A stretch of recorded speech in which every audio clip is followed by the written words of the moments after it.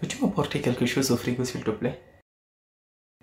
Bah, tu es libre d'accepter ou de refuser.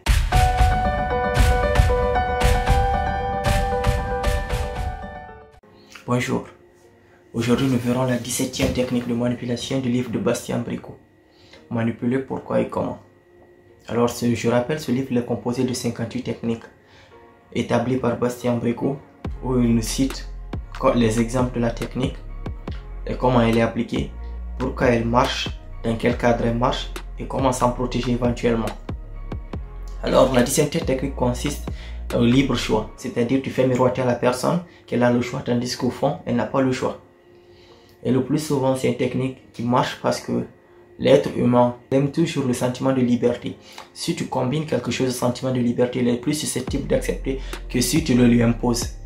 Par exemple, on voit sur les sites internet, les sites qui ont plus le taux de clic sont des sites qui affichent vous êtes libre de cliquer ici.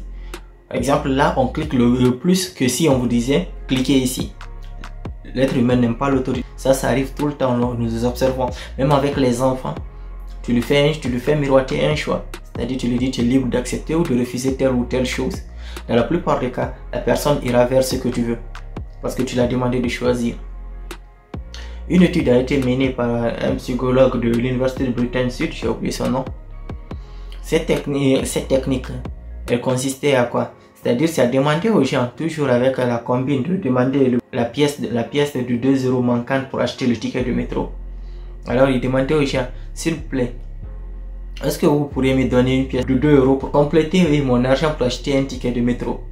Dans le premier cas, il venait se pointer, il disait, auriez-vous 2 € à me donner pour que je puisse m'acheter un ticket de métro? Dans le second cas, il venait, il disait, auriez-vous 2 € à me donner pour que je puisse prendre mon ticket de métro?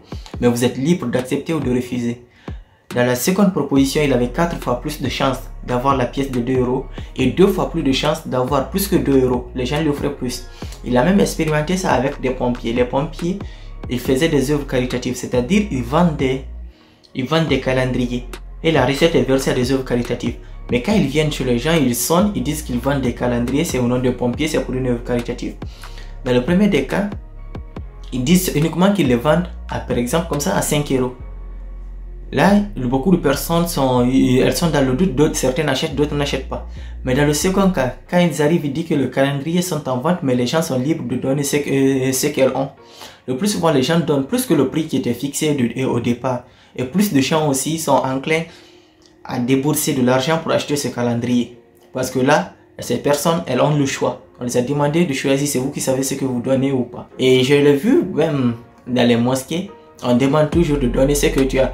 Et là, dans la plupart des cas, ça marche. Les gens, ils gagnent beaucoup d'argent. Les muezzins, ils récoltent beaucoup d'argent. Si on demande de donner ce que tu as. Plutôt que de t'imposer un prix, par exemple, de dire comme ça, la contribution, par exemple, c'est 2 € ou bien c'est 5 000, c'est 500 francs. Donc, vous voyez la situation, comment elle s'opère. Ou par exemple, ce week-end, je veux déménager, je demande à des amis, est-ce que vous pouvez venir m'aider pour mon déménagement parce que j'ai besoin de plus de bras?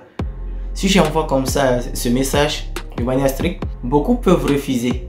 Dans le second cas, je compartimente les messages, c'est-à-dire je cite tel ou tel. Je peux par exemple, pétrolier, est-ce que tu es libre pour m'aider ce week-end pour mon déménagement? Mais tu es libre de refuser si tu as quelque chose à faire. Et dans la plupart du cas, on amène l'être humain à ce sentiment de culpabilité pour dire qu'il t'a pas rendu service. Et tu as plus de chances que la personne accepte ta demande que de la refuser.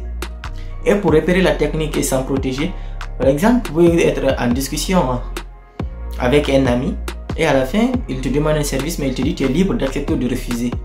Alors, si ce qu'il vous propose ne vous arrange pas du tout, vous lui répondez par l'humour. Vous lui dites, ah, tu as dit que je suis libre d'accepter ou de refuser, alors je refuse. Et là, vous vous désengagez parce que c'est elle qui a dit, c'est cette personne même qui a dit, votre ami qui l'a dit, de choisir entre le faire et ne pas le faire. Donc, vous avez choisi. Vous évitez tout conflit.